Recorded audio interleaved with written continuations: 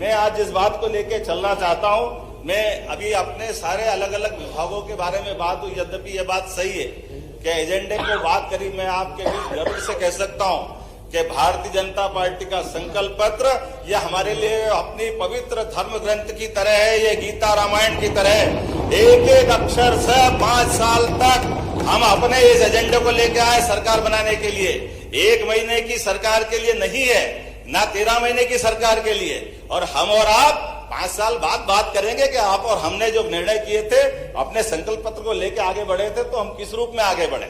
मैं आज आपके लिए खास करके 2-3 चीजें आपके सामने बताना चाहूंगा कि राज्य सरकार होती है मूलभूत सुविधाओं के लिए, उस पर भी हम काम कर रहे हैं। लेकिन सरकार अपने प्रदेश का मान, देश का मान और भारतीय सनातन संस्कृति का मान दुनिया में बढ़े, इसके लिए भी काम करने की आवश्यकता है। और मुझे इस बात की प्रसन्नता है, ऐसे कई विषयों को लेकर के जब से हमारी सरकार बनी, ऐसे कई एजेंडों को लेकर हम आगे चल रहे हैं। आपकी जानकारी के लिए बताएं, आज से 300 साल पहले तक दुनिया में भारत का टाइम स्टैंडर्ड दुनिया में माना जाता था। लेकिन काल के प्रवाह में जब हम गुलाम हुए तो ये फ्रांस की राजधानी पेरिस 50 साल तक स्टैंडर्ड टाइम वहां तय होता रहा। उसके बाद 250 साल पहले जब अंग्रेज हावी हुए तो अंग्रेज इस चीज को पेरिस से उठा करके ग्रीनविच ले गए और ग्रीनविच से वो दुनिया में स्टैंडर्ड टाइम तय करने लगे।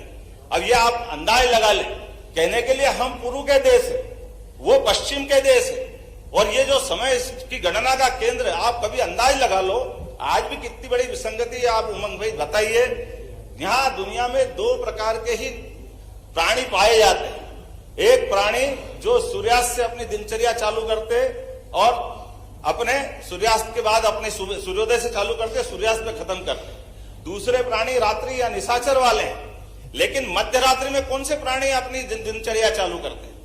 ये मध्य रात्रि में 12 बजे दिन बदलेगा, इसका कौन सा स्टैंडर्ड, ये कौन सा पैमाना है? लेकिन ये वो पैमाना है जिस पैमाने को मैं थोड़ा सा आपके सामने बताना चाहूंगा। ये वो पैमाना है जिसके माध्यम से भारतीय संस्कृति को लज्जित करने का प्रयास किया। मैं अभी अपने विषय पे आ रहा हूं भैया, अभी खत्म नहीं कर रहा हूं। आपको भी मौका दूंगा, आप अपनी आंखों से जाके देखना। 21 जून और 22 दिसंबर दिन के 12 बजे उज्जैन की ऑब्जर्वेटरी में जाना।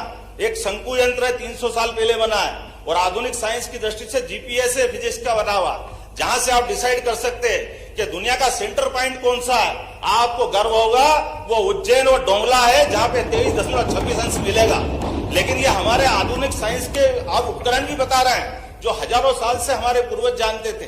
ऐसे गौरवशाली चीज को हम विस्मृत करके केवल पश्चिमानुकरण जो करने लगे, उस काल के प्रवाह के चक्र को बदलते हुए उस ऐसे रहस्यों को भी सबके सामने लाने का काम हमारी सरकार कर रही है। के लिए हमारे YouTube चैनल को सब्सक्राइब करें और नई वीडियो की नोटिफिकेशन के लिए बेल आइकॉन को दबाएं।